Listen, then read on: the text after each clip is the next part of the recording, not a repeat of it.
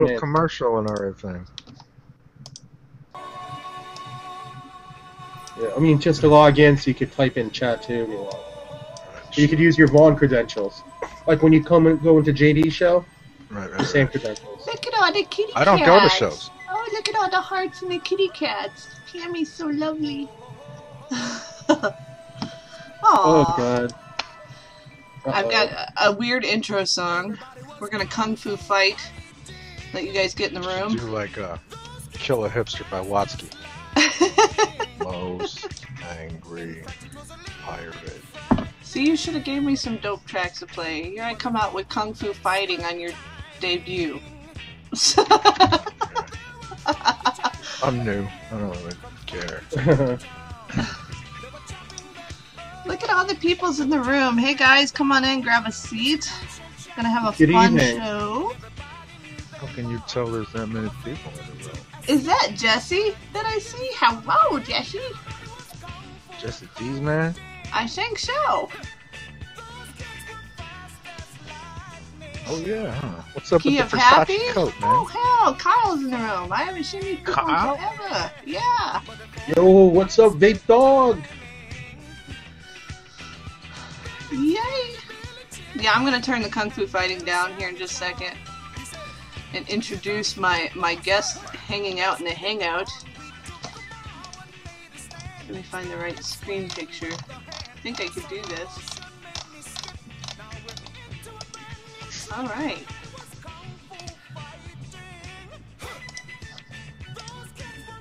Alright, no, we're not going to the lobby. Not yet.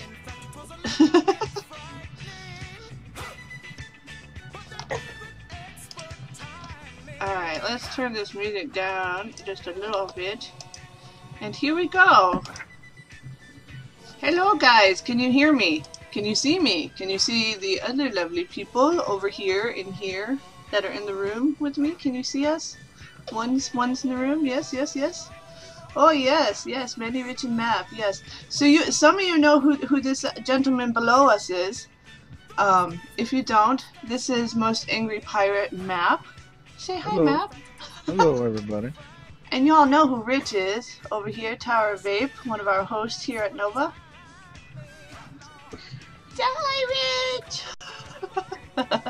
Hi, guys. And later, at about 9 o'clock, Jeannie K is going to be joining the show with us.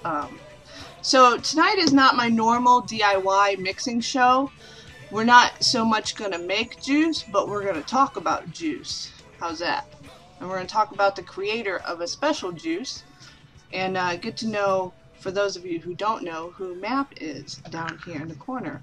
So Map, I'm gonna let you take the floor and pretty much. How long have you been vaping?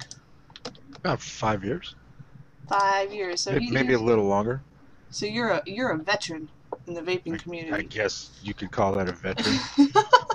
I don't want to call you old. Yeah, I guess you got tenure if you've been vaping for like longer than 3 months. Where are you at, Rich, on vaping? How many years?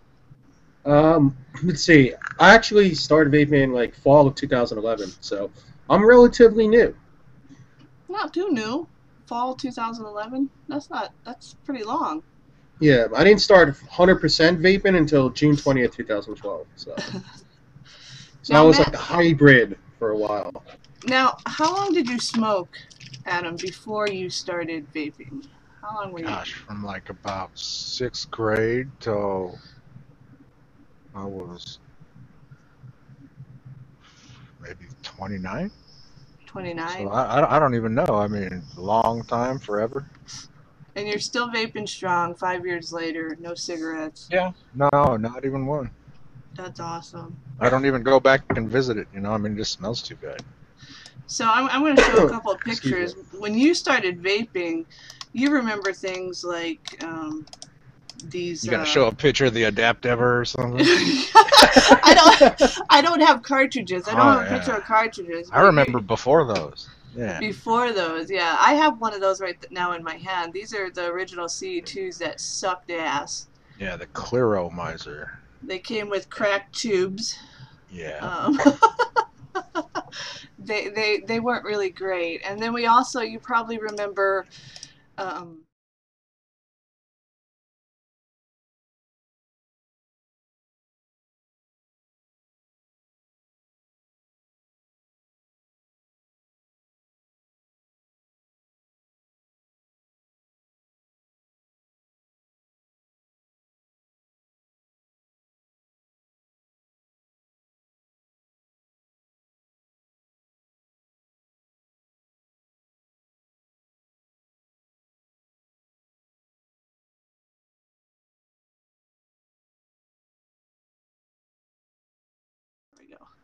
Oh, now sound. Okay, I must not have put sound on that last picture. So I was just saying, guys, imagine if you vaped back then when you had those three items: a CE2, a Cardo, a dripper, some 808s, and that was it. We didn't have any of the fancy stuff that's out there now. Not until MAP came along. No, I don't know about that. I mean, you can still vape. You could still vape, but it wasn't as good. See, I still have an original CE2. It's cracked, just like they came. Right. Cracked tube. Rusty inside. Rusty inside, yeah, yeah. The bottom's all rusty and stuck. Oh, I just broke Look at it. that. Some people, Mandy, are going dripping on a 306. Yeah, 306s Right. were. I had 306s because I could not vape on a drip tip, a 510. Right. I was vaping on a 306 last week. Yeah, those were my favorite. I don't know, those are better to me than 510 drippers. Oh yeah, no doubt. I mean, I have a 306 right here. I'm putting it on one of my devices right now. Boom, with a nice Canon tip. Yeah. Nice, nice. So so what made you decide to change the way we vaped? Because you came out with something called a map tank, didn't you? Yeah, well, I didn't decide to change the way we vape. I was a trucker, and Uh-huh. dripping and driving was really difficult. During the day, it wasn't so bad, but at night, it's really tough, because you don't ride with your cab lights on, and it's hard. And I went from atomizers to cartomizers. It's really hard to fill a cardo and refresh a cardo while you're driving a 70-foot vehicle in the middle of the night. So when the CE2 came around, I was like, oh, wow, well, maybe I can get that, and then I can top that thing off in between legs on my trip. Mm-hmm. And I was really disappointed with the way it vaped, so I used a 3 mil syringe, and I cut the bottom off of it, and I stuffed it inside that, and it worked great after that. And then when I got back home, I took a piece of acetal and threw it in my wood lathe and chucked it up, and I made a vessel so I could put, like, I don't know, I think 3 or 4 mil. No, they were long. The first one was long. I could put like 5 mils of juice in it, and it Nice. worked great. And then I made a mistake by giving one of them to a friend of mine who was a vapor who lived down the street from me, and he put it on YouTube. And boom. Oh. I left that night, and when I left here, Southern California. By the time I got to Arizona, 5 hours later, I had 3,000 emails, and About my your iPhone just shut down. They were like, "What are you gonna do? Can we do this? Can you make more?" And I was like, "Well, I just made one." nice. So. So that was what you did for a living. You drove a truck. That was Right. your job. And so Mm-hmm. you created this tank just because you needed something that fit your lifestyle. Right, because vaping didn't really work for me as a trucker. I could vape during the Mm-hmm. day, but at night it was just too hard. And let me show a picture of that. This was one of your first creations, correct? The CE2 map tank. I don't see anything. Oh, give it a minute. There's huge Okay. lag. Do you see it now? No, I see vapors.tv. Hmm. Do you see it, Rich? Yeah, I see it. Oh, okay. Hold on. Yeah, Let me that just was make. actually the very first one. Yeah, that's it right there on my old silver bullet. So you took some. What kind of tubing was that you used on that? The very first one was plexiglass Hmm. because it was what was available at the plastic supply store down the street. Right. Right. That was the first one I actually made on a lathe. The very first one before that, I actually took a Delrin dowel and I was rolling it with my fingertips on my table saw to cut a groove in it. Awesome. Yeah, this is. Here's a picture of the lathe. This is the machine you used to create that. Correct? Give it a second to load. Okay. There. Probably. Yeah, it's probably my wood lathe with a little Novichok on it. Yeah, that was running the tailstock into the material so I could drill it and center drill it out. So you created our first.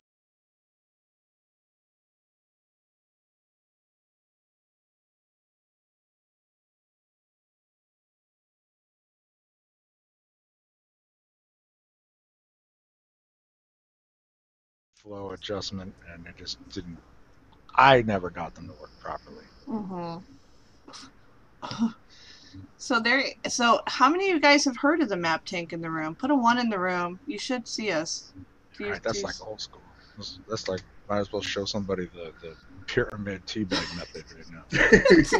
I couldn't find that. It's hard to Google stuff way back then now. and show people the tear and spin and shit. CB knew what that was. I didn't know what that was. That was before me. Oh, yeah, CB was on top of everything back then, I remember. I'm only 3 years out in vaping, so you, CB, you guys have a little more history with the old school vaping. Right. I did not drive over the road. I drove regional. I drove California, Arizona, Nevada. Oh, look, it's Dumb Waldo. Deadeye's in the room. Hey, guys. What's up? Yo, what up, Waldo? Wow. Yeah, Waldo's asking what a map tank is. Yeah, what are you doing here? I haven't seen you in a long time. I don't know why my line 1 should be working. So this is a clean cut one. After production, your map tank came out. These were big. These were big back then. Well, yeah, because the CE2 was long. Hold a lot of juice. You can vape for a long time with it. Right. That was when I first went CNC. And after that, you turned into cardo tanks too, right? Right. That was after Vape Fest Philly. I was inspired by a couple of different things I tried, and and we used to use 901 atomizers in similar tanks that didn't really work very well. So I thought we'd give it a try and make it work, and it turns out it really worked. I had it done on my desk for about several weeks. I would fill it up. I'd take the cap off and I'd fill it up. I didn't like it because it was blood. When you push it all back together. Yeah. And you got to remember, there was no instruction manuals. You know what I mean? So one night when I was just absolutely frustrated and pissed off, I grabbed it off the top of my PV and pulled it apart, and I was just pissed off. And I went, wait a minute, and it slid right off. So I slid it halfway up, and I filled it and pushed it back on, and that's how we figured out we could fill it without the cartomizer fluid. And then we went on sale the very next day. Awesome. So I have a short little video of Grim Green did a review a long time ago. I want him to describe you to the people here. This was done in 2010 or 11. I can't recall so let's have a listen.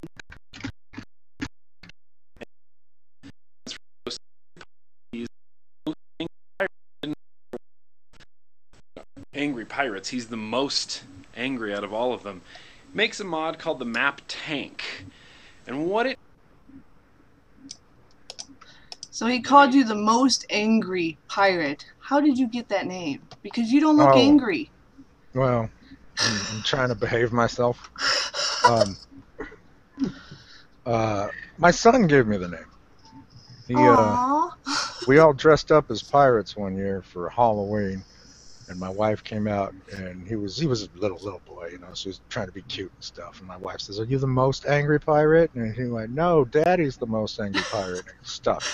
Aww, that's so cute. See, I didn't even know that. That's very cute. Yeah. Because if you guys know Adam, he's not really all that angry. I've been known to bite sometimes. For the most part, he's not so angry.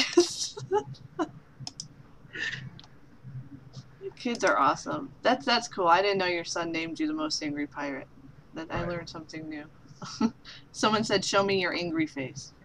Oh, do you have an angry face? I don't know. Slinger saw my angry face in Chicago the first year. Wait, I think I saw that. I saw that face. I think I went, "Oh shit! I think he's angry." Hey, Vape Pie guy. Oh, am I supposed to be reading a lot? Everybody's giving their condolences to me. Like somebody died. Mr. Broncos, right? I know. Yeah. Poor Rich. He came on and did an 8-hour marathon show after the Broncos lost and took it. He took it from the crowd. Did you play a lot of Depeche Mode and stuff like that?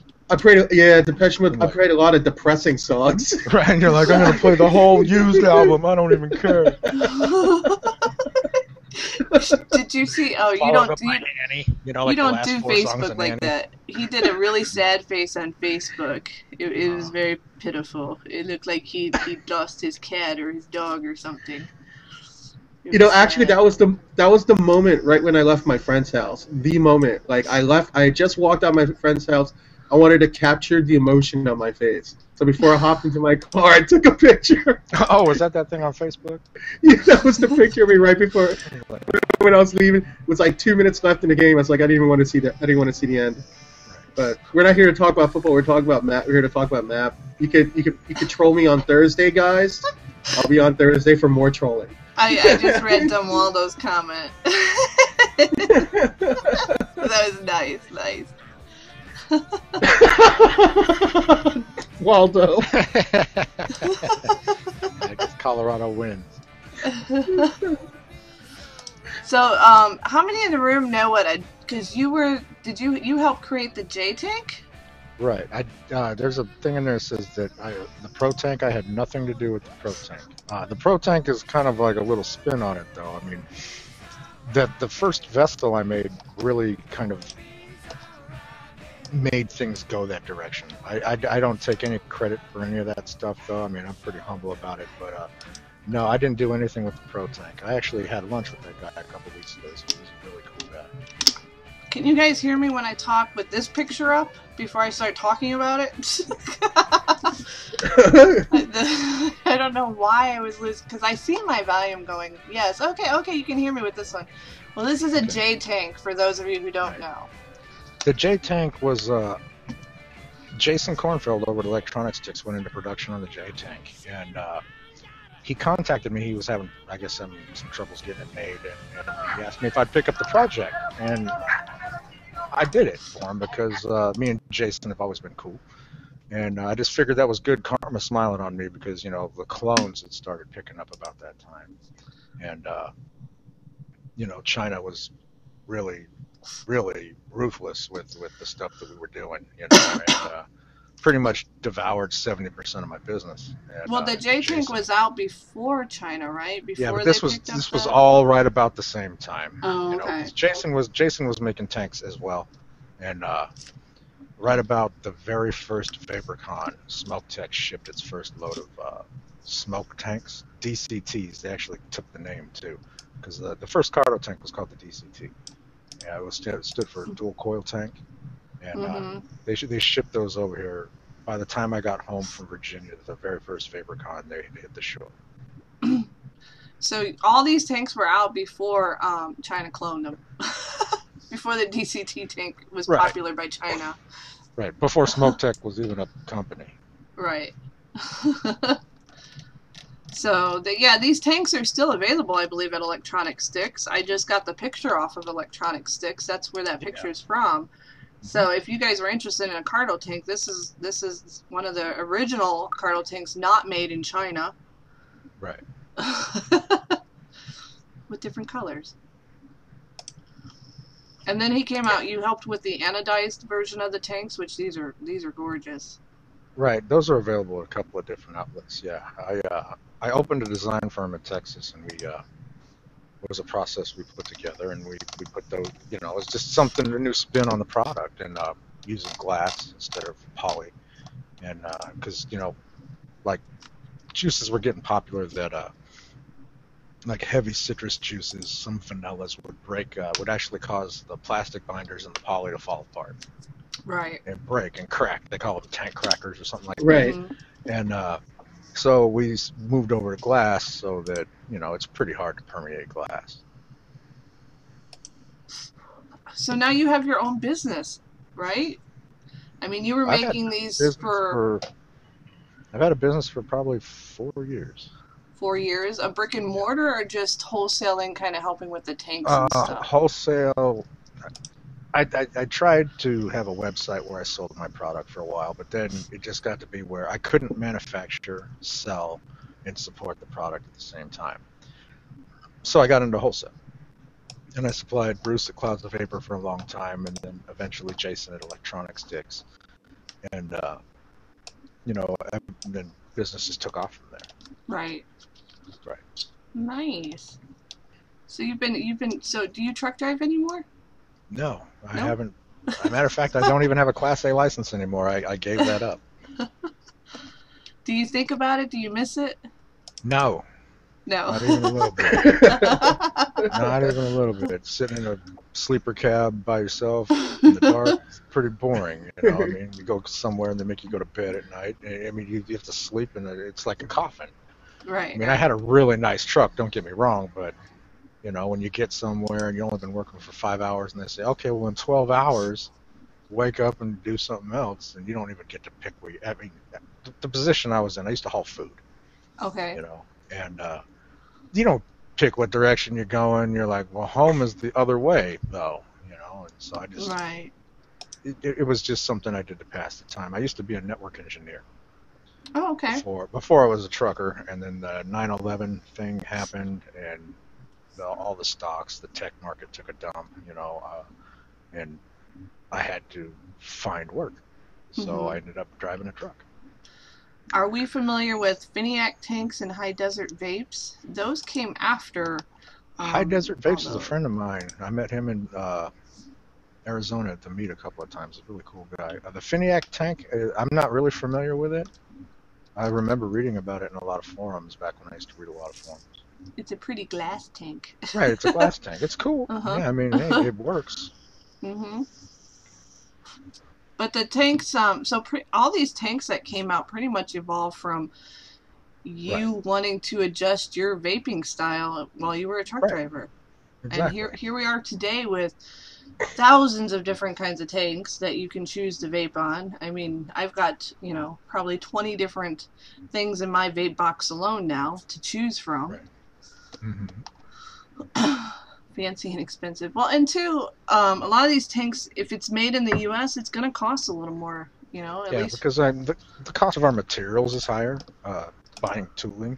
And, I mean, a lot of people used to tell me that, you know, hey, that thing's expensive. And I was like, well, you go buy a CNC lathe and you figure out how much it costs to run that thing an hour. And then buy materials in bulk, and then all the tools to cut out all the stock. And, you know, and you don't make any money. I mean, labor, there is labor. I mean, even though I've assembled thousands of tanks, I've looked at all my past invoices. I've bought over 4.2 million O-rings. Holy cow. I know what it takes to put those things together, and I never really charged anybody for that. I just covered the cost of the tooling and running that machine. And you did that by hand? You put all these tanks together by hand yourself? Yep. Holy cow. Every single one of them. Hey, T-Bolt. Yeah. I could definitely attest to that firsthand, because there are a lot of times where we would go into like private hangouts, just like a talk, catch up, and Map would be working. Map would be working all throughout the night, all hours of the night, just putting together tanks. It's not a bad job, you know. I mean, you were home, right, and traveling to vape meets and stuff, and you know, developing new product, and then my skill set evolved. I started working and doing more because I used to just make things, you know, and then I'd take them to the mill and I'd cut them in half to see how they'd work and see, you know, take my measurements, and then my skill set evolved. I started drafting and designing things and making more advanced parts for more different, all different kinds of companies in the e-cig business, and then just kind of took off from it. Right. And I landed a big job last night. Like, Deadeye just posted, and he has some tanks from China. He's tried them all. They suck. And the first 2 map tanks he still has are still running strong. Well, I mean, there's nothing that... I mean, the only thing that can go wrong is you might screw up an O-ring or crack a tank or something like that. Or, you know, there's not much that can fail. Lindsay says hi. Lindsay, what's up? Gatsby meow. Yeah. Gatsby meow. Gatsby the dog meow. So it's been an interesting journey for you. 5 years later, did you ever think you'd be where you are now? Did you ever imagine I don't know. not I mean, driving a truck like that? It's kind of weird. Like, I got offered a job the other day, like a real job. And it's weird, you know. I mean, I always was a company man for so long, and I started to work for myself and open other companies and become partners with other companies, and I had to turn the job down, you know. It just, first of all, it didn't pay near what I'm used to making or cover any of my bills or anything, but to be on a schedule like that, and I keep a pretty tight schedule for myself, but just to dedicate 40 hours a week to something and bring home nothing just didn't make sense to me. Right. Hey, right. Rob, what's going on, buddy? So that's great to hear. I know it's I still think about I've only been out of surgery now for, you know, probably 4 months, but I still think about it. I was thinking about the other day, will I ever go back to surgery? Right. You know, it's like, can I get a job at McDonald's? You know, Yeah. But having your own schedule and how you say you keep to your own tight schedule, the difference is though it's your schedule. Right. You make your schedule. And that's cool. And here's the deal: is like when you work for yourself, it's not a 9-to-5 job. Sometimes it's you'll go to work for 36 hours straight. You know, because it's your company. You have to keep it alive, and if you don't work, you don't eat. You know, it's a totally different deal. And when you have a day job, you just go handle the task at hand, and then you're done, and then you get money at the end of it. You know, and it's not like that. And you know, when you own your own company, you have to put forth the effort. You have to be there nonstop. And the minute you get lazy, you start to feel the pain.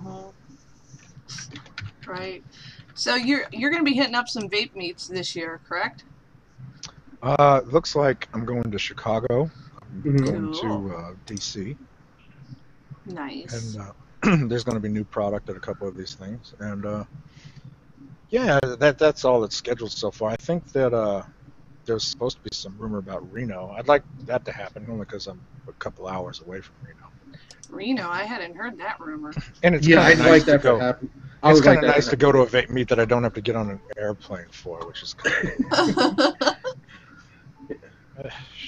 Yeah, I was actually talking to Map about that. I was been planning this trip for months. I want to go to SoCal in May, hang out with like Wins and Map, a couple other people I know out there, and then drive up maybe in a caravan, go to the Reno meet, come back. Yeah, that would be awesome, man. We spend the day together and chill. You know, I'll take you around Southern California. We'll go eat some really cool food.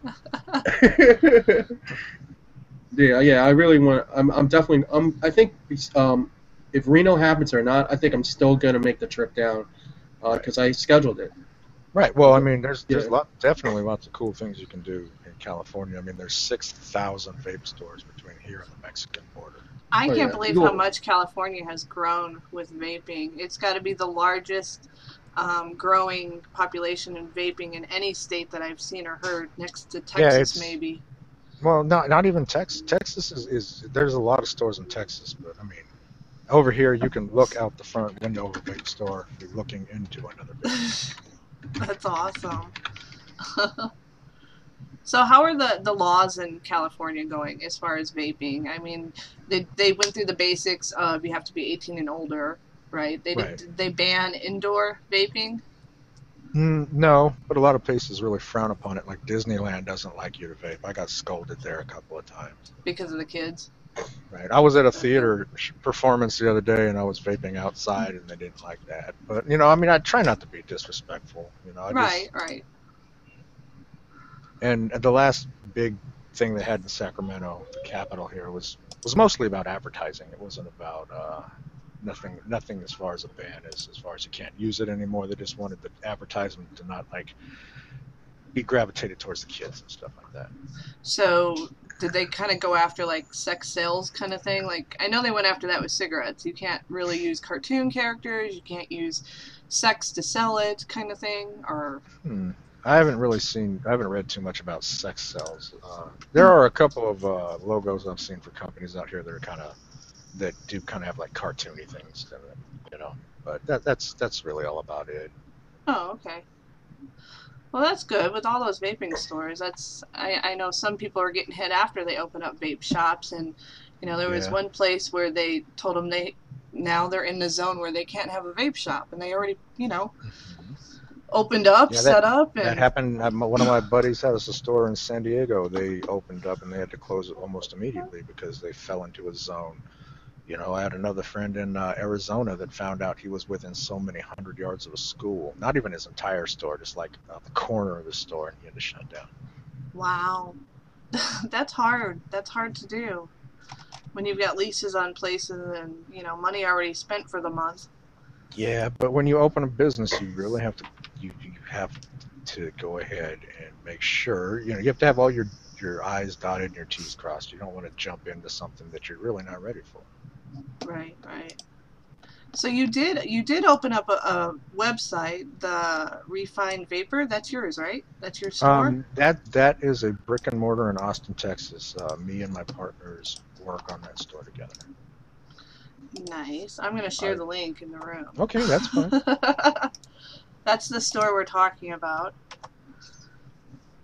So you can find all the. I saw a really interesting mod on there. One I had not seen anywhere else. Let me just open it up. I can show that. It was the most expensive one there.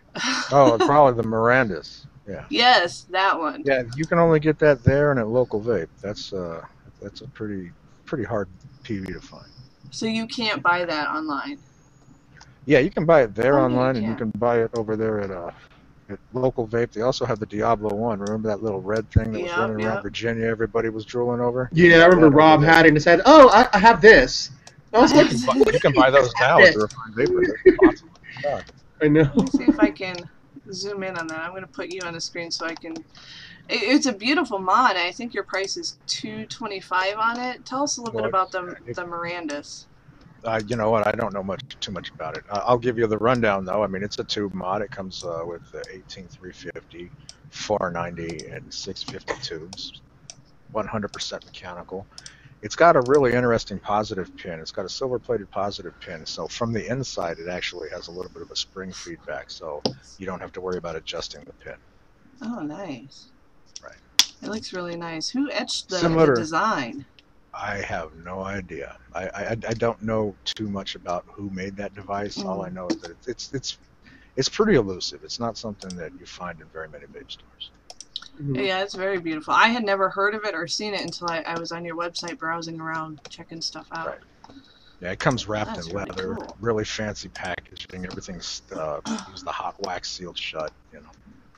Is that made in the U.S. or is that something that's made across? I believe seas? it's overseas. It's it's like one of those exotics, like the Korean mods or the Malaysian mods. Like we carry the Assets V3 there, and the Diablo. All the Diablo mods come out of Finland. Oh, okay. I was wondering where the show went. There it is. Yeah, you know what? I actually have a question since you're talking about this. I see that, obviously that there's a lot of companies in the Philippines that are making a lot of mechanicals, but, as you can see in the past year, South Korea has been really delving into it and coming out with a lot of really high-end, high-quality mods. Yeah, just lots of money. Yeah, they are lots of money. Yeah, I actually have a friend who does some work in Korea. His name's Jesse. You've probably seen him on the YouTube videos singing Gundam style at all these big events. But he's telling me that the taxes on manufacturing in Korea are outrageous. Really? Like up to 75%. So that's why you're seeing those huge price tags come up for most of the Korean stuff. And if it's even made in Korea at that point.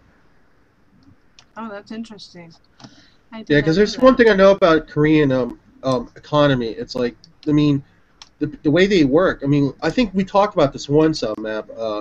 They literally work like 13 out of 14 days, take like the 14th day off, and spend it at one of those spas. And they'll drink and drink and drink, and then go back to 13 days, and then one weekend a month they'll see their family. Wow. I don't know. I don't know that much about the Korean culture or their work ethic. I do enjoy the food, though. Right. Well, hopefully, if Rich comes out by you can show him better food than what I did when he came to Hammond, Indiana. I took him to a crappy place. You know what, though? I enjoyed hanging out with you and Brian, though. That was important. I drove up to see you, Maddie. They even got a chef salad wrong. That's how crappy it was. What is it? Lettuce? Lettuce. They messed up my chef salad. I didn't know it was possible. Oh. Definitely not Chicago and Hammond area. No. We went to Cheers, Mim. I don't know if you know where that is in Munster. It wasn't. I didn't take him to the Hessel restaurant. That's like back in the alley days of food. So no. Oh man, look, Vape High Guy wants us to go to Hawaii. I'd love for there to be a meet in Hawaii. Oh, That would can you be imagine awesome. I would. that? We all fly to definitely Hawaii. It'd be schedule- ridiculous. I don't I'd want to sit on schedule an a airplane. vacation there. Oh yeah. No more airplanes. Okay. I dislike flying because I just don't like sitting still that long. All right. And you can't vape on the plane. Yeah, they get So we- really pissed. Can you take a boat to Hawaii? I don't know. I've never been there. I guess from the California coast to Hawaii is a large distance. Oh, I am going to Chicago. Chicago's in my backyard, so I will definitely be at Vape Bash. So you'll see me there if you're there. You'll see Map, and Rich. You're going, right? Going to I did Chicago? reserve my room and everything. It's just I have this one issue called buying a house. So I'm hoping it doesn't mess up my schedule with going to Chicago. That's what I'm hoping. That'd be the only reason why I don't go. Otherwise, Map knows that if we go to Chicago, we do Korean barbecue. That's our thing now. We got to find a better spot, though, man. Yeah, I know. In Chicago? Yeah. Yeah. Yeah, I was scoping out the food areas. There's not a lot around there. You have to Well, drive you know a little what? bit. It was really interesting because we went to this mediocre Korean spot, and then on the way home, we drove by all these great-looking spots. We drove through like little Manila. You know, remember all the Pinoy restaurants? I And stuff? know. It was, just, Nice. it was like, what? Where was this when we were looking? I know. Nice. Oh, we were all sad, and then we went to the grocery store. There's a little story. Like it was Lindsay, Map, Jay the vaping guy, and I. We were in the car, and on the way back, we went to the grocery because just to pick up like a 12-pack of the apple beer that you like so much, Mandy. I love that beer. I can't Apple have beer. right now. You know what? I had a 6-pack in my fridge. No, I had 2 6-packs in my fridge when I found out I was pregnant. They're still sitting in there. I don't know if they'll be any good come June, but Yeah, you don't want it. That's a seasonal beer too, so it's. Yeah, you can't get that. You can only get that in the spring. That's the only time you can get it. Yeah. so it's probably That's going to good be stuff, bad. though. Yeah, I would just go ahead and get rid of it. But yeah, we couldn't find Jay. It was like Lindsay, Map, and I were sitting there in the cars, like, should we just leave?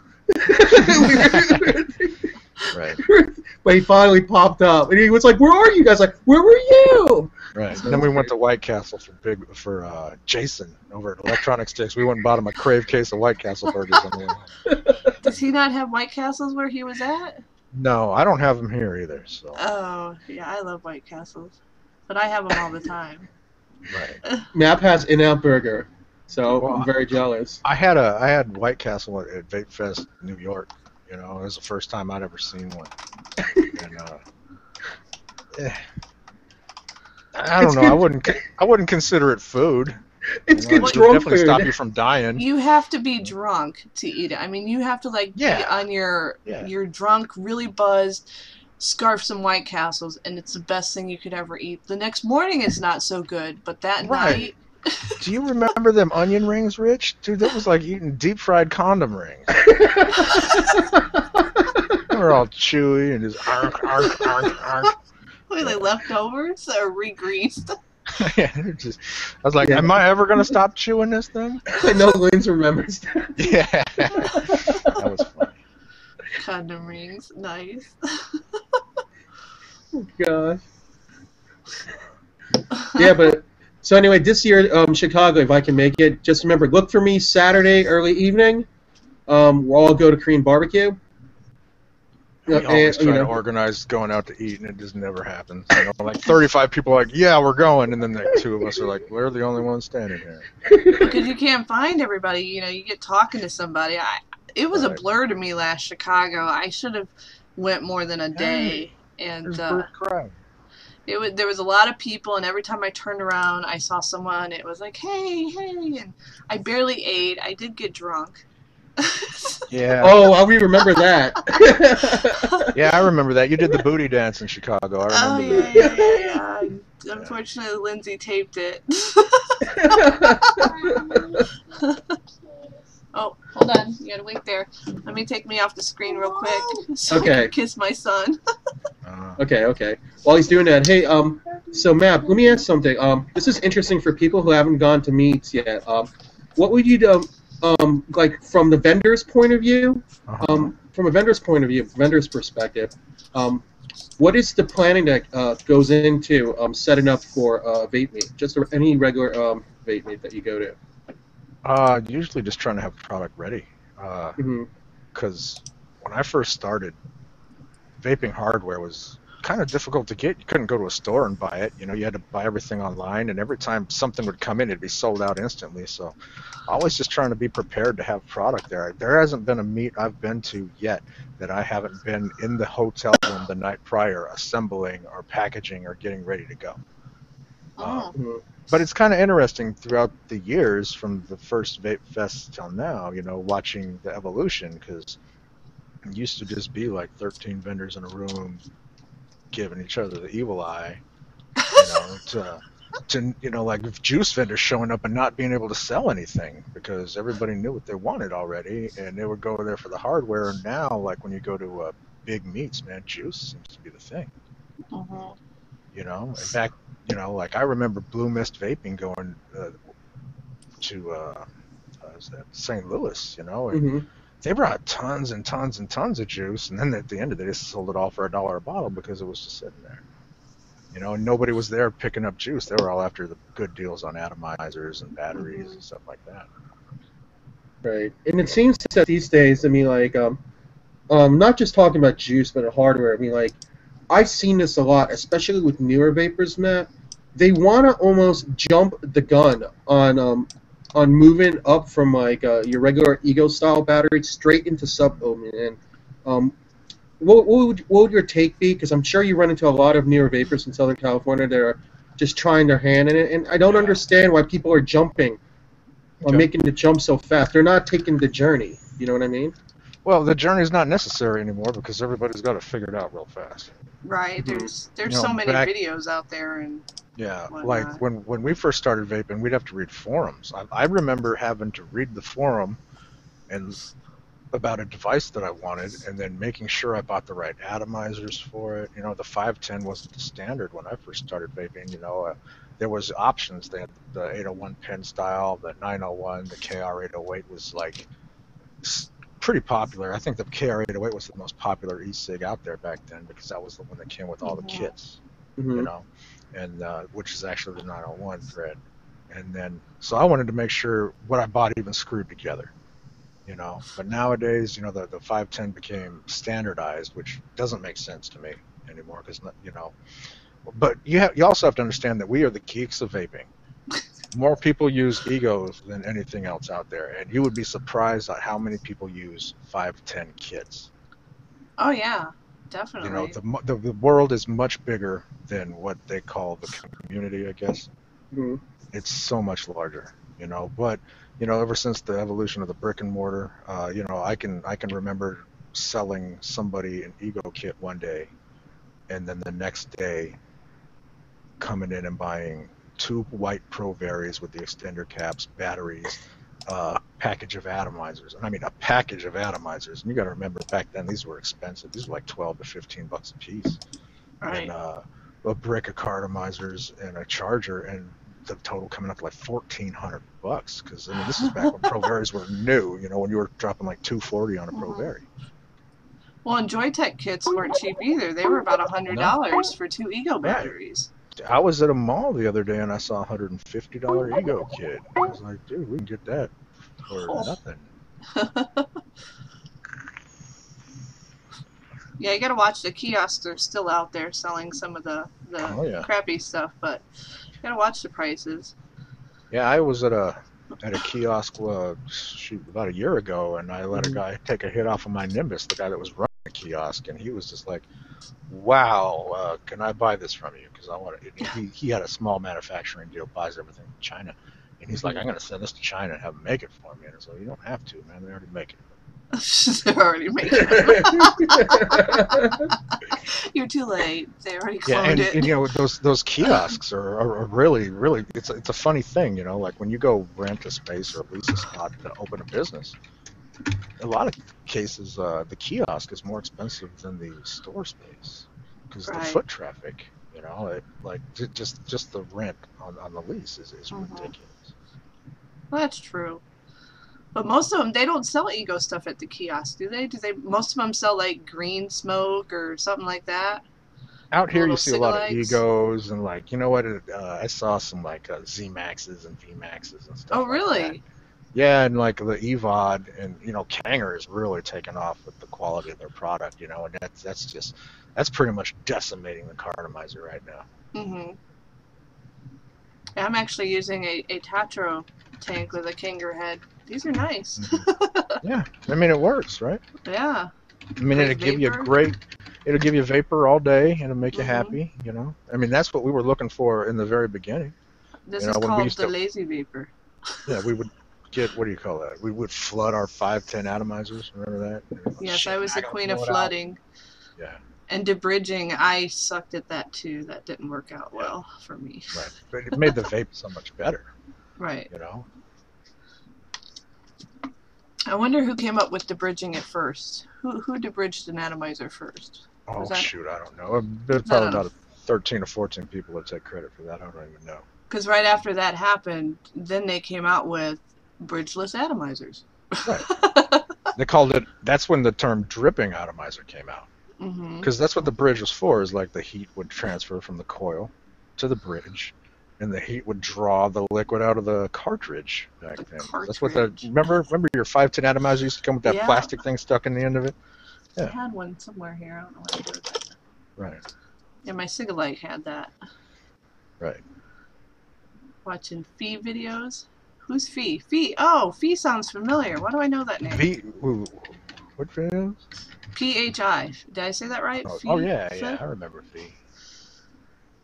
Yeah, watching V-Fan and Slipgator videos way back in the day, and Grim Grain. Grim Grain was my first. He sold me on Pink Spot juice. I remember watching Grim Green use it was back then. It was made by Atmos, the copper. I was blown away. I was like, "How did you guys take that Home Depot hardware and make vapor with it? That's amazing."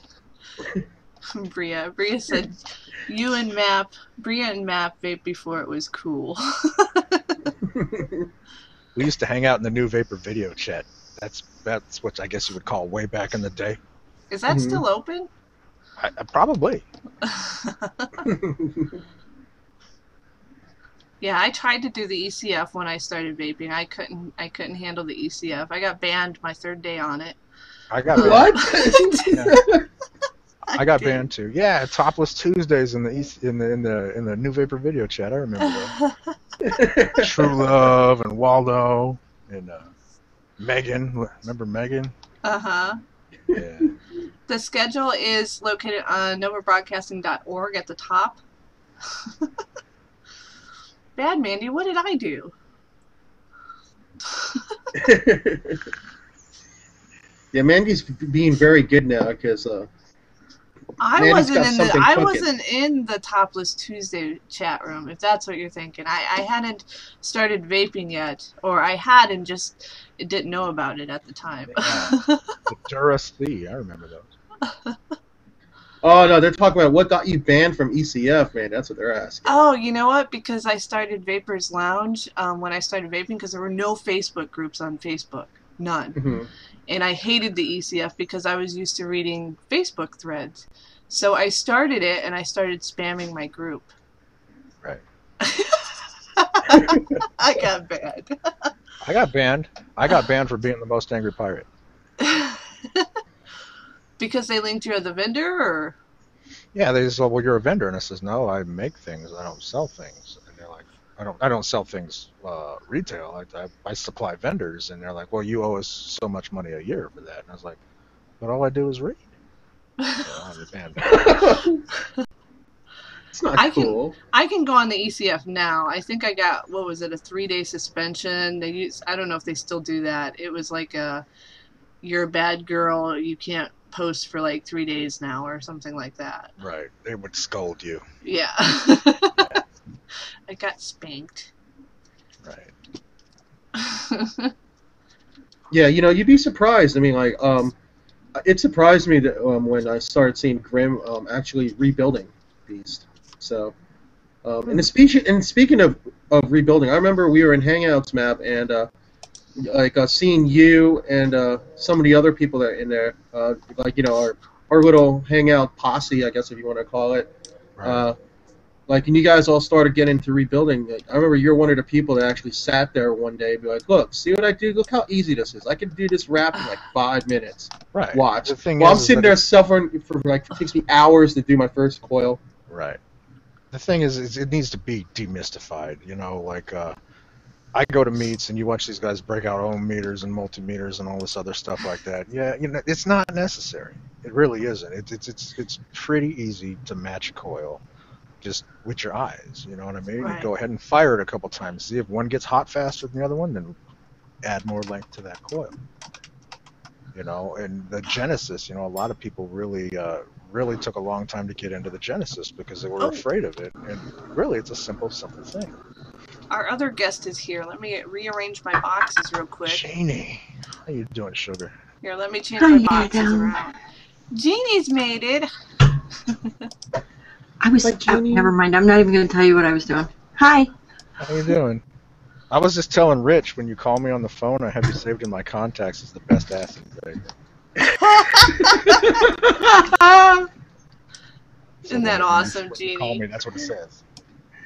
Do you realize that people walk up to me at vape meets now and ask me that? Can you turn around? I was told you had the best ass, and I'm like, God damn it. The best ass in vaping. Let me adjust this. When I met you in Virginia the first year, I was like, wow, this is Jeannie K. And I made sure to hug you gently because I didn't want to break you. The funniest thing I remember about that is Shan not realizing that I was actually modded. Yeah. She thought that was all a joke. By the way, there's condolences to Shan. I guess her dad passed away. Oh, I didn't know that. Yeah. Oh, that's sad. Yeah, he passed 10/50. So anybody that's bitching at Shan about a mod, shut the fuck up. Yeah, there's a reason why she's not getting back to you right now. I'm trying to readjust so you all can be on the screen. Let's see how this worked out. Oh, look, Jeannie and Rich are in a box together. Yay! That works. So now that Jeannie's here, and we are on the hour, and guys, before the end of the show, I promised you last week that I was giving away my VTR iTaste because I don't use it. It got used for 1 whole day, and the rest of the time it just collected dust. So that is still up for tonight at the end of the show, and I'll throw a free aero tank on it because the tank that came with it I used and it sucks, so I'll give you a tank with it. I am so glad I'm not the only one that does that. Just remember, guys, you can Dremel out that top little piece of metal for those who have one. So you you can fit your K-Fun on there and stuff. Can you use the iClear 30S? Is that what goes in it? Yeah, that's what it was made for. Oh, I don't know. I've never had one. Then. I'll send one of those with it. It comes with it. All right, I'm going to show a video, and then we're going to talk about our next segment of the show, which involves juice. I said we were going to talk about juice, and we are. Yay! But I have a really special video I want to play, so give me a second to put that in a box. Is the refined vapor in the chat, is that Rob or that Adam? That's Rob. There we go. I think I got it.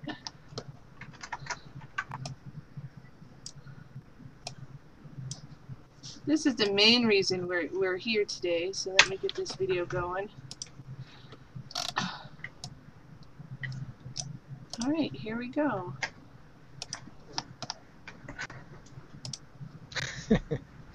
Easy, Waldo.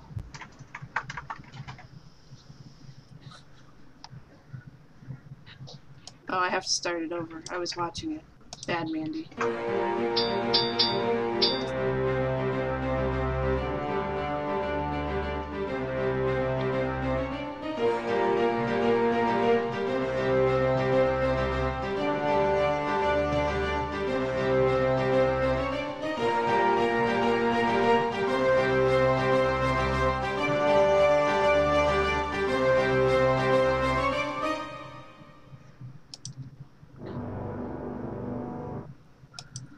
Forged. Let's talk about Forged. Adam, Okay. what's Forged? What's that mean? Forged is it's a line of e-liquid that we put together, and you know, since I'm in manufacturing for PVs and accessories and stuff like that, we figured we'd dabble in the arena of juice and make a premium line of e-liquid. And, Nice. we brought it to the market. It's only available in very limited areas right now because it's new. I mean, this is something we put together over the course of probably the last 3 weeks and got finished last week. And I contacted you right away, Mandy, because I know you did all the DIY stuff, and I remember watching your videos on teaching everybody how to do this stuff. I figured, what better person to have somebody try this and give me feedback on? So I went to you immediately, and Rich, because Rich has been a buddy of mine for a long time, and I know he tries everything, so I figured I'd go to those people and see if they'd like it. And I'll start with, since Jeannie just joined us, Jeannie, you got the Forge line. Tell us your thoughts on Adam's Juice. You're muted. You muted me.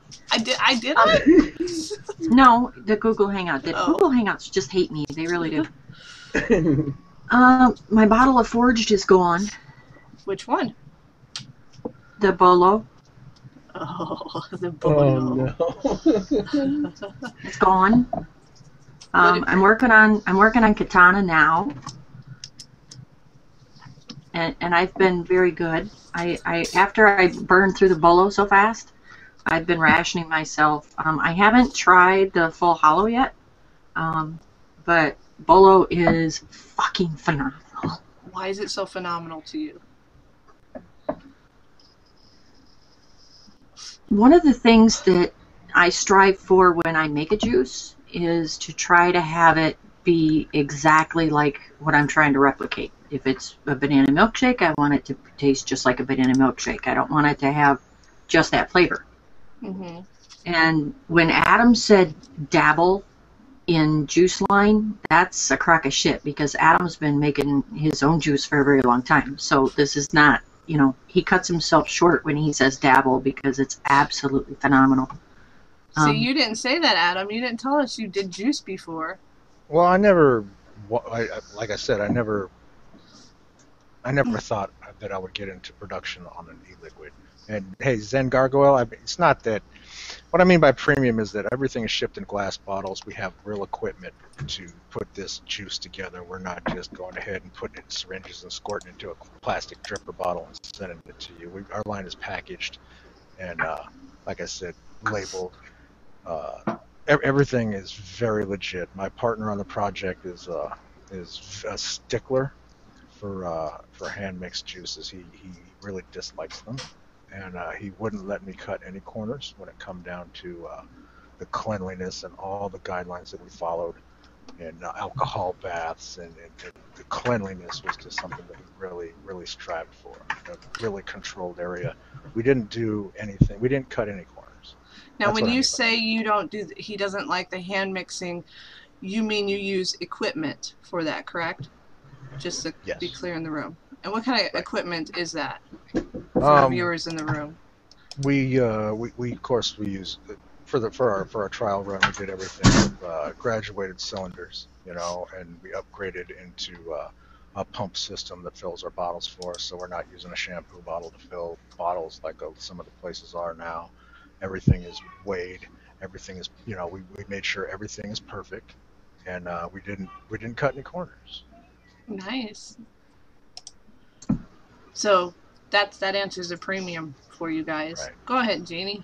Right, and you know the equipment's expensive. It's not like, I mean, because you know a lot of people get into this business with, you know, they got a handful of 3 ml syringes and a box of bottles about a U.S. Plastics, and all of a sudden they're a company.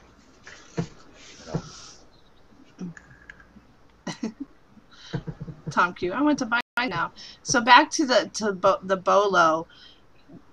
The description on the website. I'm going to read that, Jeannie, and you tell me what you think about the description. Bolo is a rich, creamy almond biscotti cookie. Yep. Is that That's what what you it get is. from it? That's exactly what it is.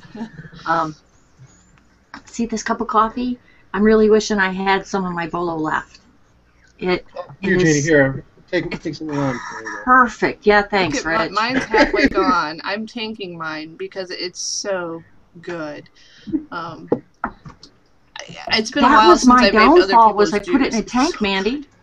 And that's it. It's gone. It's gone. Yeah, that was the problem. Is I put it in my tank and I was just burning through it, and it wasn't, like I was burning through it. I was vaping it all the time, and I didn't realize how little I had left because I wasn't having to drip it every time. And that's what I'm vaping right now. And if you guys noticed, I do have lots of vapor going on here. It's a 70 VG mix, so that it's got lots of vapor. But the 70 VG mix is not taking away from the flavor at all. It's blended really well. Yeah, just to let you guys know, for me, it's like I don't know. I don't say every juice is phenomenal, and I was even talking to Jeannie and Mandy the other night on Jeannie's show, and I was talking about how the biscotti, it took me a little while to get used to it, because I'm not really big into almond flavor, but for what it's worth, the flavor on this, I actually had to have a biscotti on Sunday. Yes, I got biscotti's Super Bowl Sunday for people trolling me, just so I could compare an actual biscotti with the flavor on the juice, and it was very, very close to like spot on to me. So for those of you that don't want to eat the carbs in the biscotti, definitely if you have this with your coffee in the morning, you would be pleasantly surprised. That's the feedback I get from everybody, is that it's great with coffee. I still haven't And had yes, coffee it's with very coil friendly. We didn't use any additional sweeteners. We let the flavor do all the work, and our flavor concentrations are relatively low. So you can run this on a Genesis and not have buildup and carbon shorts and hot spots and stuff like that. This tank that I'm using is a Kanger coil, and Saturday for my vape meet I put a fresh coil on it. I loaded the tank with Bolo. It wasn't until right before this show that I changed my coil, not because it clogged it, but because I just wanted a fresh vape again. I try to circulate like every 4 or 5 days my coils, but that's how long it went, from Saturday till Tuesday, so that's not bad for a Kanger coil. I mean, I could have kept going on it, but I like that fresh vape. Right. Hey, there's Andrew. Hey, Andrew, how's it going? I haven't talked to you in a long time. Hey, Chuck. Oh, I have to do this. Hello, Ketchup. Wubba.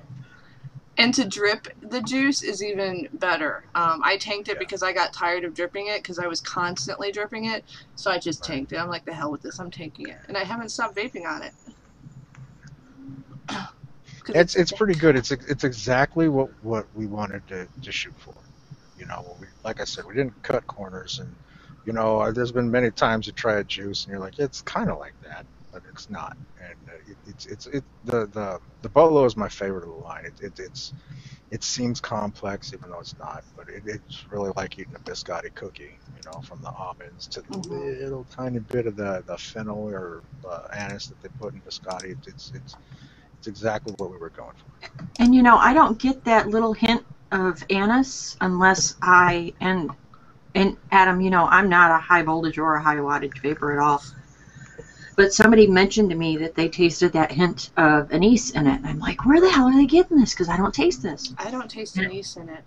And it wasn't until I went up over 10 watts that I caught that. And then I'm like, there it is. And it's just so like subtle. eating a cookie. It's just like eating the cookie. Sometimes it's prominent, sometimes it's not. But the juice is consistent. But everybody vapes it their way. That's the thing about vaping. Ever since the RBA and the multiple atomizer units come out from the cartomizer to whatever's out now, they all vape. They all behave differently. So that's why taste is subjective. It'd be really hard to give an honest juice review unless you tried it on everything out there. And I was saying on Jeannie's show, it's like when you take an inhale of the vape, it's the exhale that I enjoy the most, because after that vapor comes out, I feel like there's a buttery cookie that was left on my tongue. and I sit here like, I want more. Yeah. It's really tasty. You know, I was really pleased with the way it turned out. Well, and you made a liar out of me. Right? I did? Yeah. I didn't try to. Yeah, you did. I have, every time somebody has come up in the DIY group, they're like, oh, I want to make a banana nut bread, or oh, I want to make a maple walnut ice cream. I'm like, stay away from nuts. Nuts are hard to pull off in the juice thing. You know what? I used to have a philosophy: if your juice tastes bad, just add hazelnut, because hazelnut made everything better. Because it's just such a different flavor. If it tastes bad, just add a hazelnut. There you go, DIYers. Tip for the show from Adam: just add a hazelnut. Right. I don't know about that, but Adam can make a juice with a nut flavor in it that is fucking phenomenal. Yeah, and yes. I do have to get more because I generally have like 5 juices going at a time.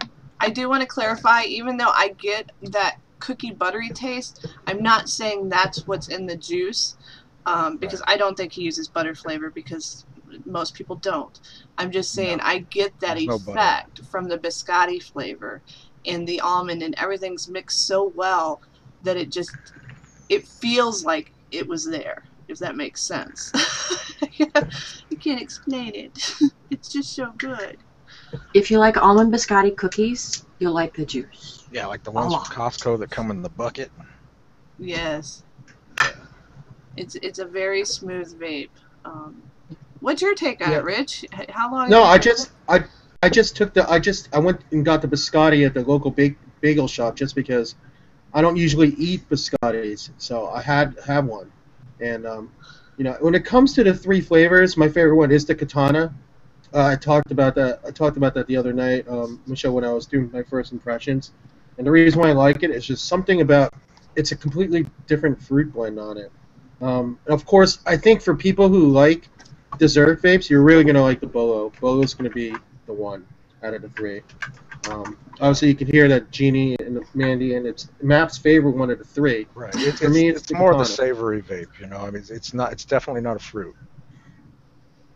I think it's a good change for me because all I vape are fruit, melons, pears, sour, sweet stuff. That's been my normal for months now. So the Bolo came along, and it's a great switch to a dessert vape that I enjoy a lot. And I've tried other people's juices, and I'm not talking bad about anybody, but I really enjoy Adam's line of juice so much that half the bottle's gone.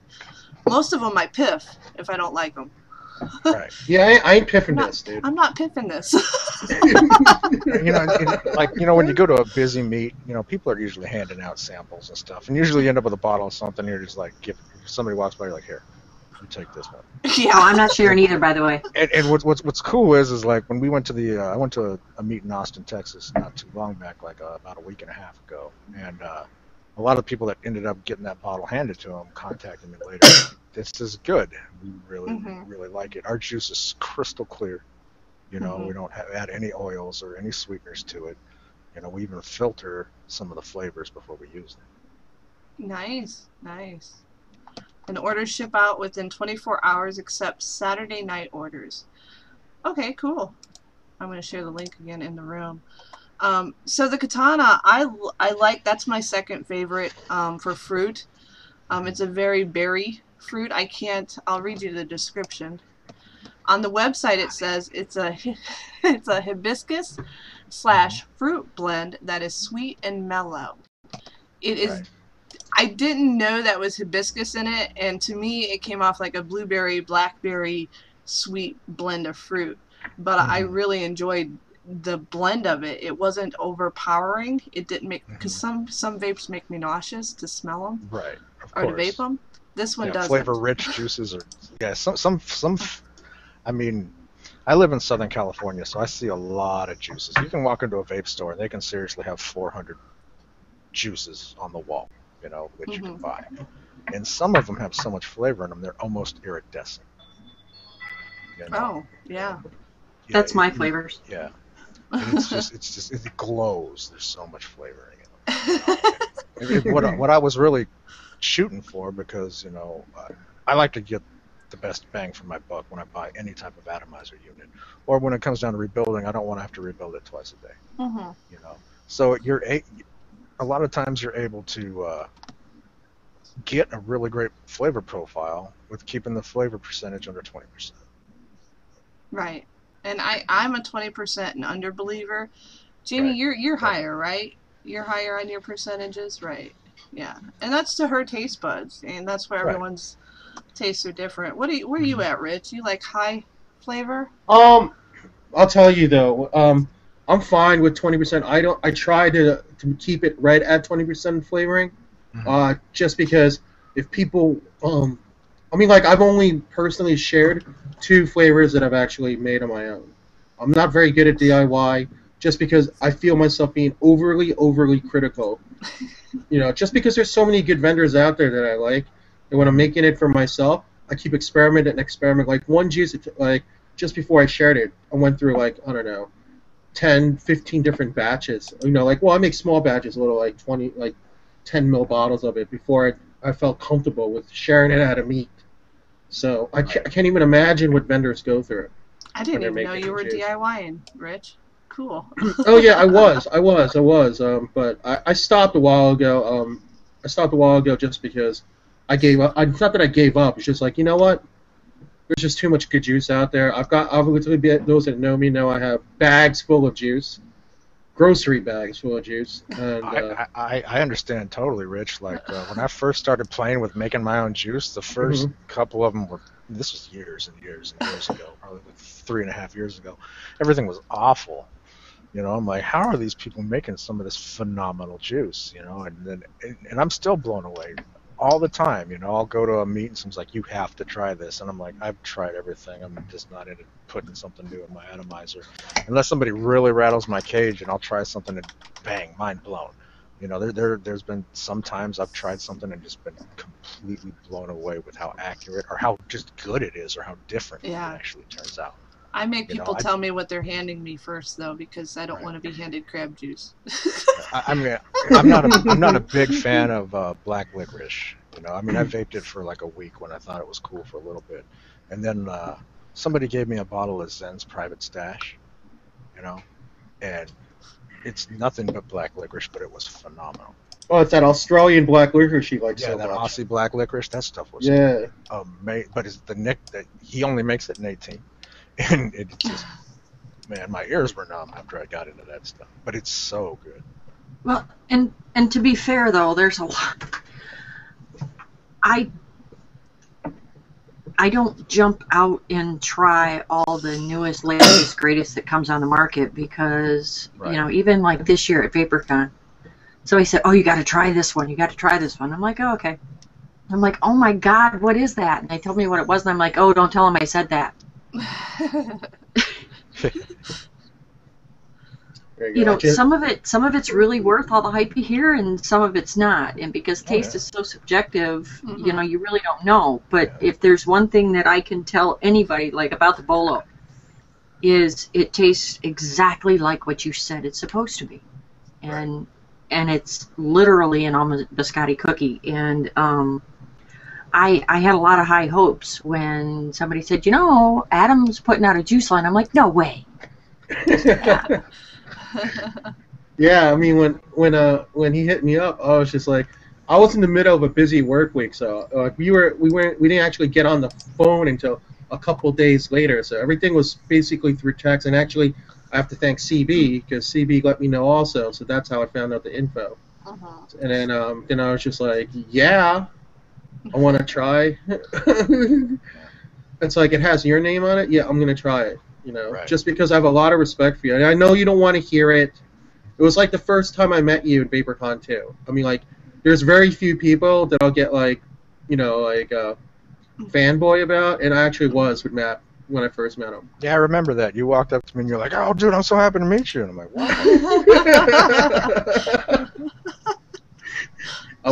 I will admit it here on air. So that's how I reacted. And I wasn't like that with Phil. I wasn't like that with, like, you know, a lot of prominent members of the vaping community. I was with Matt.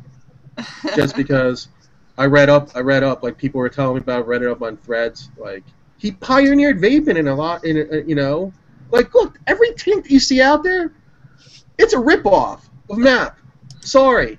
No offense to people who make tanks on their own, but that's how I view it. Well, I was some people actually put a little bit of innovation into it, you know what I mean? And I appreciate that. It makes me work harder.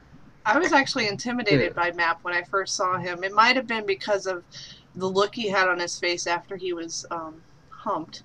But I was like, okay, here's the angry pirate guy. He looks angry. I remember right that. now. He pushed him on the floor. Yes. Yeah. He does I look remember angry. that. I don't know if I want to talk to him or not. So I had a different impression. Everyone assumes I'm angry because I'm not a smiler. Liar. I do not sell the Nautilus. You do too, Smile. But he's very approachable. He's very nice. He helped me with my Nimbus at Vape Bash because I was having issues. Oh yeah, I remember that. I couldn't Yeah, get I two was sides to drunk work. when that happened. And even though I was Right, drunk, I right. remembered, Yeah, I and I remember can that. now rebuild my Nimbus. Yeah. It was a good time. That was during the costume contest or something like that. Yeah. And I was about 3 jugs of margaritas in. That's okay. So the katana, you know, as I go back to the berry, that's my second favorite because of the fruit blend. I really liked it. I really didn't know that was hibiscus in there. I tried the flavors before I read the description on the website. So I was very impressed with katana. That was the first one that I messaged Adam about, just raving about it. I loved it so much. It's definitely a fruit, you know. Yeah. And you know, it's when we were putting together what we wanted to come out with is that we had to have a savory, you know, we had to have a bakery flavor, you know, because vapors usually fall into a category. You're either a fruit vapor or a bakery or a coffee vapor, you know, and I've never been a coffee vapor, so I don't think that I'm qualified to make a coffee juice, you know. So Coffee's a hard one. But the too. bakery that you did make goes phenomenal with coffee, Adam. well, yeah, so well, I mean that's the thing I think You about, cheated. you know. I can remember the first time I had a biscotti cookie, you know. It was at Disney Linds's house, you know, where we're neighbors. We live in well, not neighbors, but we live within, you know, a country mile of each other. And she had this big thing of cookies, and I was like, wow, this thing is incredible. I've never had anything like that because I'm not a Starbucks kind of guy. You know, I don't really travel to the fancy coffee shops, and I never knew what a biscotti was.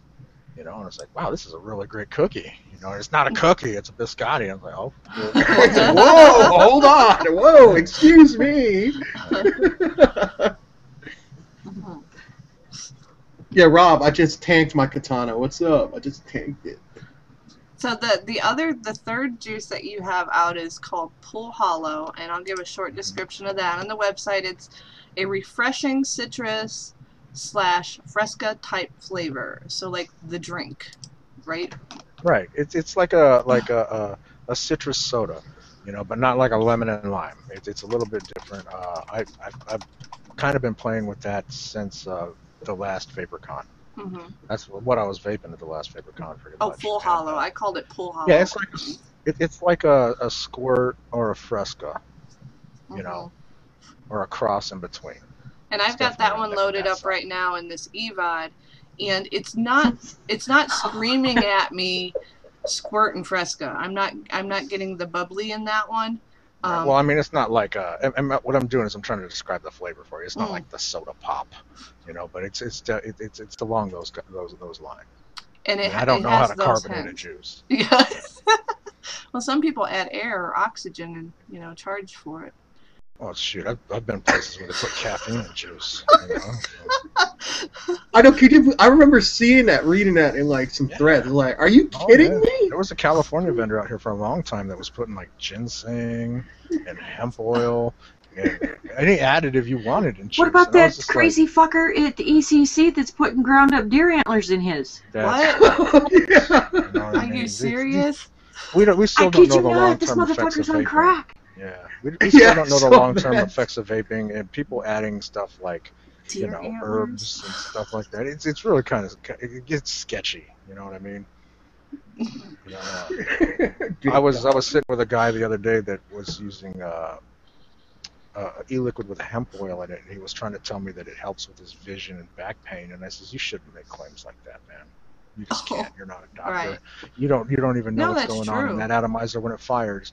You know, so I just try to keep it as simple as possible. Food grade, medical grade stuff. Put it in a bottle and shake it. You know. Right. There are some risky DIYers out there. I have to say that with extracting God knows what. I didn't really know deer antlers could be a possibility, but now I know. Oh my goodness. Right. You remember that? Shoot, I remember somebody was putting like Cialis in vape liquid for a while. Oh my God. I think that was in Vape Fest Philly. What? You know, and I was like, what are you doing, man? That's ridiculous. You're putting medication in your PV and vaping it and then handing it to other people. Here, try a hit of this. You're like, yeah, a bunch of cool 4 guys standing around taking boner juice, you know? See how cool you guys are. I understand it when stupid teenagers do this shit, okay? Yeah. Because if it's there and it's stupid, a teenager's gonna fucking try it. But grown-ass adults are trying this stupid shit. It's like, what are you doing? Why? Why are you trying to give the FDA the ammo? Right. Why? Exactly. It makes no sense to me. Yeah. I mean, because that's why we do this is, you know, we try to help, you know, try to ease the pain of people that are slaves to cigarettes. And if anybody's ever been an addict, you know, they know how much they love this. And everybody out there who's a vapor can probably agree with me that your PV is a very personal thing. You walk around with it. You might even go to the bathroom with it. You know, it goes everywhere with you. Right. So it's something that's what I think about when I build things. You know, I don't want to make something that's a pain in the ass to use. It's something that's clean, something that I know won't hurt you. Right. You know, since it's something that you have with you all the time. So, Rich, have you tried the full hollow? What's your take on it? Yeah, that was actually the second one I made because Map said try the Bolo first, so I tried the Bolo, and then the second one I tried was that, and to me it was light and refreshing. So the kind of flavors I was getting at was like, don't expect anything like punch in your face citrus, okay? Not like let's say like punch in your face.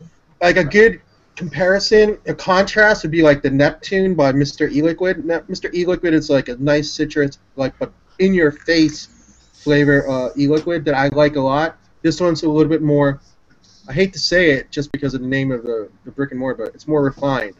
Right. That's how I view it. And the thing is, when we were putting these together, we realized, you know, I mean, me and a couple of guys, we've been vaping since the beginning. And you know, when cartomizers are the thing, you have to go a little flavor rich. But now everybody's vaping on bare coils. You don't have to go crazy with the flavor. Right. You know, so I mean, this is definitely set up for more of the RBA dripper Genesis style. We are atomizer. You know what I mean? And in a cartomizer, it works fine too. It just takes time. You know, cartomizers only get better with use. You know, usually the first day you're just going, okay, it's going to get better. Day 2 is wonderful. Day 3, throw it in the trash. See, and the cartomizers to me, they take away so much of a flavor of a juice. They do, definitely. And it's either C2 or dripping for me for the flavor effect, because I like to taste my juice. Right. I still like my dual coil tanks. And for some reason, you get a better flavor out of a cartomizer in a tank than you do out of a cartomizer you just filled. I don't know why. You just do. Right. Because it's constantly pulling the juice through it, which is a good thing. It doesn't, you know, dry up like without the tank. Either way, the cartos still, they lose something after a couple days out of the juice flavor. I pretty much use everything there is out there, but you know, I mean, and a lot of the reason I do it is when somebody asks a question about something, I want to be able to give them an honest answer and not just tell them something I heard from somebody else. Right, definitely. But, you know, I had the Bolo, I was dripping it, I put it in a tank and baked it all. And that's one of those things, too, is when you try a juice, is trying it different ways. Oh, yeah. You know, I mean, and those people that make really great juice out there, there's a reason why people balk about them. You know, like, look at the Plume Room. She makes phenomenal stuff. You know, I mean, she blew my mind away. You know, there's another guy in California, you know, like all the stuff with Local Vape, the new collection they have, that stuff is amazing. And that's You another know? one. The Plume Room has great tobacco flavors for those Oh who yeah, because they do love the tobacco. naturally extracted. It's Yeah. phenomenal. If you've never had her tobaccos and you're a tobacco vapor, the Plume Room has great tobacco flavors. Definitely. She's got a really good lemon chiffon pie too. Just saying. Yeah. Someone's Everything asked, can they happens. request special blends off the website? No, we don't do special blends, and here's the reason why. Because we have a bunch of specialized equipment when we make this stuff. In order to do a specialized blend, we would have to mix one bottle at a time, which means breaking out syringes and basically going backwards. And we really, like I said, we really spent the money and took the time to do this properly. And I mean, I'm not trying to say that I don't want to make you one bottle. Sure, I would love to make you one bottle, but I don't want to take a step backwards to the hand mixing thing because you know what? It's just not as accurate. If I can't measure it by weight or by like a graduated cylinder, not something that's approximate, then you know I don't want to give you a product that won't have consistency. Now, what made you pick 70 VG over for your ratio, for your standard? Well, I don't know. Like I vape too much PG, it kind of gives me a sore throat. You know, and I find that juices that are heavy in VG, well, they produce more vapor. You know, and just like anybody else, I want to see more vapor. You know, that's what vapors want.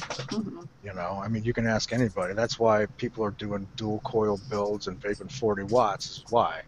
It's not necessary. You're still getting your nicotine, but they just want to see the vapor. Right. But I find that when I use heavier concentrations of VG, it makes the flavors come together better. And VG is a little bit sweet too. So your juice is steeped, pre-steeped? I'm under the I am of the belief that if you have to steep your juice, it's not good juice. I think we hit that note when we were talking about DIY. If it tastes like ass when you make it, let's look at what steeping actually is. All right, here's what steeping is.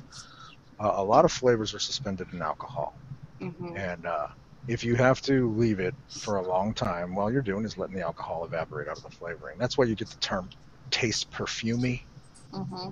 You know, so if you have to steep your juice, then you're using maybe a flavoring that has a high concentration of alcohol. The flavor is suspended in alcohol. And you have a really nice mixer, which that eliminates a lot of the steeping because it blends all the flavors really, really well. Right, and we don't use flavors that are suspended in alcohol. Try hit bug. Wow. Yeah, I'm just telling you guys. I mean, yeah, most of the people in the panel that I'm with tonight are gonna say that to get the Bolo first. I'm gonna tell you guys, if you're into dessert vapes, definitely try the Bolo. I'm telling you to get the Katana. That's me though. Katana's good. Team Bolo. Here we go again, Rich. Team Bolo. Team Katana. I got people on my team. I got Rob on my team. That's what I'm vaping now is the Katana, and I like that one too. The Bolo, and I'm more of a bakery person most of the time anyway, but the Katana's really good too. I guess I should have tried all three of them before I came on the show, Mandy. I told you I would, and I lied. She got stuck on the Bolo. But I did try I didn't realize I was stuck on it until the damn bottle was gone. I'm like, oh shit. Well, I have the full hollow. I have to say, is a very mild flavor for me. Right. It's not one of my favorite out of the three. It is a nice mix. It's just not something for my taste buds. Right. But that's just me. Well, and with a flavor profile like that, you don't want it to be too strong. You don't want to get the bitter face. You know what I mean? Right. And you've got three distinct different flavors. You've got a nice dessert. Right. You've got a nice fruit and berry. And then you've got the mild citrus. I mean, there's three different, vapors out there, that like the citrus. There's the fruit vapor and the dessert vapor. So it's a nice start for three lines of juice. I think. Right, absolutely. We have 2 more in the can that I'm just, I didn't want to go crazy. I didn't want to go ahead and go, here's everything, and then like. Wait, with whoa, stories, back up. You have 2 in. What are these 2 in the can? Well, they're things that I've been vaping for a long time, and I've shared them with quite a few people. Okay, that doesn't tell me shit, Adam. She wants to know what's coming out from your line of juice. Well, that's the thing is like we haven't even generated names for them yet. Oh, so, okay. I mean, it's just stuff that it's stuff that I've vaped for a long time, and If Rob wasn't here, you'd tell me. No, probably. It's all your fault, Rob. But It's probably probably not going to when be we're live. Maps Reserve. No, I don't plan on doing any of that kind of stuff. Some of that stuff is really ridiculous. I do understand the marketing behind it, you know what I mean? But it's cool. Well, I think you definitely have a great start in your juice line there, and I'm actually excited to see you put out some more flavors and try them when they do come out. Yeah, I mean, it's kind of cool to make something that's not, I don't have to tool up, you know what I mean? I don't have to go get dirty all day and, make a lot of noise. It's really fun for me, because I never considered making juice, but it just kind of happened. We have a brick and mortar in Texas, and we carry a lot of premium lines, from the Suicide Bunny to the 5 Ponds and the Standard and all that stuff. And we're like, well, shoot, let's make something that's comparable, present it very nicely. I mean, we have fancy packaging. Our labels are pretty unique, to show off the clarity of our product, and something that we can be proud of. The next question I have for you is wholesale. Will you be wholesaling to other vendors your juice line? Absolutely. Very cool. So if there's any vendors in the room who are always looking to add something to their juice line, they would contact the refinedvapor.com. I've got a couple of inquiries since the show started. Cool. But you've got there's another place they can contact too, Adam. I get that. Shoot. Hey, Rob, where do you want them to contact? Yeah, because I know so there's a wink in the chat room right now from Canyon Vapor. They would probably be looking for a new line of juice, and I'm telling you, if you're a vendor in the room, this is one of those juices you probably want to put on your shelf. Yeah, and here's the thing: is like I didn't want to spring out. Like you see a lot of the juice lines come to bat with like 7 to 10 flavors in their line, and it's very hard as being a vape shop going, I want to pick up that line of juices because there's so many, and you get a variety. You try to get one of every flavor and every strength, it gets out of hand really fast. Right. You know what I mean? Before you know it, your opening order is 400 bottles. And what we did was we started with 3. It's easy to pick up a line of 3 if you own a brick and mortar. And that way they can go ahead and expand and try. Can I say the number out loud so it's in the recording? Am I allowed to do that? Yeah. Sure, absolutely. Okay, so if you're interested in a wholesale, call Rob at 855-242-0262. And make sure you ask for Rob. Say, Rob, I want your juice line. I want the forged. And Adam, you were talking about the juices that you guys carry, and one of the things that everybody is so easily throwing out boutique juices or premium juice lines, or we need words like that for shops, because the refined vapor isn't a brick and mortar. Yeah, it is. It is. It's a brick and mortar. I'm just saying there's a little vape shop that opened 18 miles from here in Olean, New York. That's a brick and mortar. The place you boys opened in Texas? Yeah, it's pretty nice. It's definitely something. It was a vision that we did not sacrifice on. I flew to Texas and we beat that place. We actually put that place together in probably about 4 days worth of hard work. It's all schmexy. Yeah, we really took the time to make it a nice place to visit. We just didn't want it to look like a dentist office like a lot of brick and mortars do. And and the sad part is about 4 days after we opened, somebody threw a brick through the front window and stole everything. Somebody's laughing at Olean. Are you serious?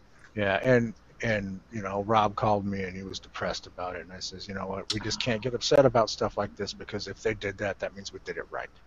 Right. That sucks. I'm seeing a lot of theft at vape shops on the internet. Video recording. Oh, yeah. Electronic sticks got robbed a couple of times. It's crazy. You know? What is going on out there? I mean, I never thought a vape shop would be robbed. Jason Cornfield showed me the video of the people breaking into a store. It was like two young girls. They broke in the window, climbed through the window, went into the back, stole juice, walked by the case full of Zen hardware. Zens, Probaris, everything. Yeah, just walked right by that, didn't even care. They went over there and got the buckshot juice line. That was it. Wow. See, that is just bizarre. Yeah. Well, that's good that they were stupid criminals. Right. I would have went after that battery case first, you know? Let me walk by $200 to $500 devices and I'll steal a bottle of juice. Right. I mean, he probably had Titanides and stuff in that case. You know what I mean? Yeah, but you guys, when they got you guys though, they got you guys for all kinds of hardware and shit. Well, not only that, they really did a lot of vandalism, destruction. That sucks. It's okay though, because you know what? That just means we're on the right path. Yeah. I mean, I guess smoke shops get robbed. Do smoke shops get robbed? I guess you don't hear about it as often. You would think so, because tobacco is practically a currency, you know? Yeah. I mean, so maybe it does happen. As much money as they charge for product. I mean, how much is a pack of cigarettes in New York? Like $12? Yeah. Hell, our Indian reservation started selling e-cigs. That's funny. How fucking funny is that? They make their cigarettes, but they're selling e-cigs now. Mm-hmm. Right. Yeah, it's too much money. I mean, when I was smoking cigarettes, I was probably breaking, because I was driving. I was doing an easy pack and a half a day, and on stressful days, or Sorry. Be careful. Hi, Brian. He's going to work.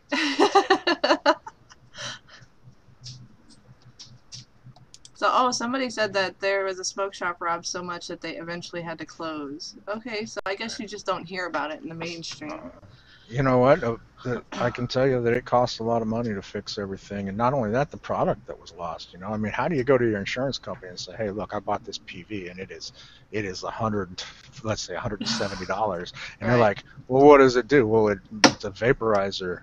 "Well, what is that?" "Well, it makes vapor," and they're like, "It's a broken flashlight, okay, insurance adjuster." It was $170. You mean them $10 things they sell at the 7-Eleven? No, not that. Yeah, it's a really difficult thing. You know, it's hard because they can't justify the cost of anything, and you know, because vape technically isn't even a word. Right. You know. And yes, the Facebook group, I didn't grab that link, but Rob is putting it in the chat there. Go ahead and give some likes to the group. You guys check it out. Yeah, show them some love, please, guys. Give them some love. And I'm sorry, but I'm not sharing my bolo with you guys tonight. Normally I would share, but I'm not sharing. I did share 2 bottles, the Katana and the Full Hollow at my vape meet on Saturday, and I sort of kind of left them there. Well, look, if you want to give some of this away to some people, I'm okay with that. You know, we'll give them the whole line. Are you sure?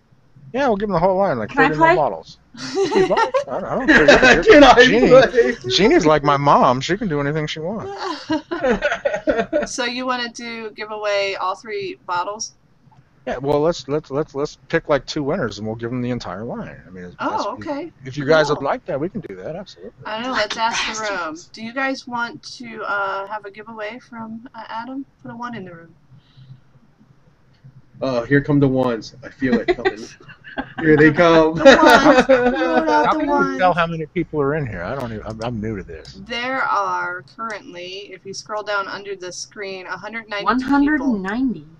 Oh, I got 192 on my end. Well, outstanding. I have lag. I live in Podunk. Yeah, I know. When I send you express mail, it still takes a week. Okay, stop putting 1s in. Stop putting 1s in. You guys got to do like the what's that? The Pony Express from the post office to your house. Speaking of mail, kiss my ass. The mail doesn't even come to my house. I have to go to the post office and get my shit. Oh, really? Yes. Well, you guys need to get a pony. Yeah, Yay, Rich. That's what I'm saying. They're still putting ones in the room. Stop putting ones in the room now.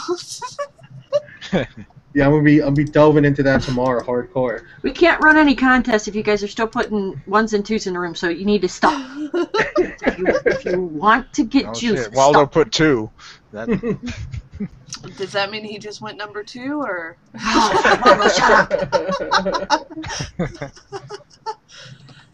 Now, we didn't talk about the Nick line on your juice. Real quick, Okay. what's your Nick level choices off from your juice line?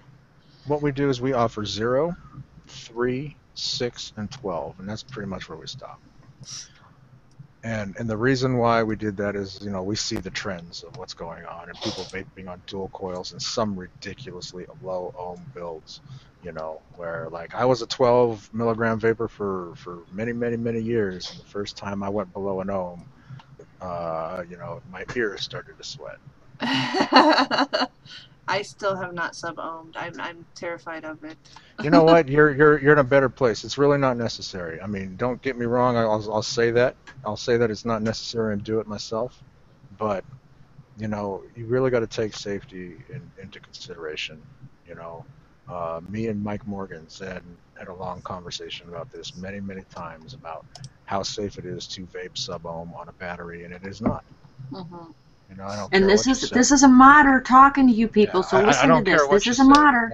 You know what? I mean, go ahead and get your meters out and let's do the math. Your battery's only going to give you what it can give you. I don't care if you do the math and it says 40 watts. Guess what? When you're firing that thing and that battery's giving you everything it can, it might only be 27. It's just eventually the battery just goes, nope, that's it. That's all I can give you, and it stops. Nice. So. Just because what it says on the wrapper on the battery and what you built and ran on your meter, you have to take all that stuff into consideration. And it was, well, I got a 35 amp battery, yeah, for about a 1.5 second burst. Well, You use your brain. If you're vaping for flavor, the whole sub-ohm thing, I mean, it's really hard. I listen to Dagger talk all the time, and I listen to all these sub-ohm people, and they're talking, and there are very few juices out there that they can find that that the flavor translates without burning it in a sub-ohm to anything other than burn. Absolutely. I have a buddy who vapes about 0.6 ohms at 7.4 volts, stacked 26 650s. He's like, look how macho I am. And I was like, yeah, but you got a crazy cotton build in there, and your coils are saturated. Let's get the thermometer out and go ahead and boop. Okay, so we're about 200 and 240 degrees. Okay. So Chris? Guess what? I go ahead and I do half an ohm and a 3.7 volt battery on silica. I get the same result. Right. Hey, I listen to people like you that I don't want to go there. I'm happy with what I got. Here's my setup. Mandy's happy. Like on paper, I'm doing about 25 watts on my PV, but I know that it's probably hitting right about 20 to 19, even on a fresh charge. And you know what about the Nick thing? I was at 16 milligram Nick in September.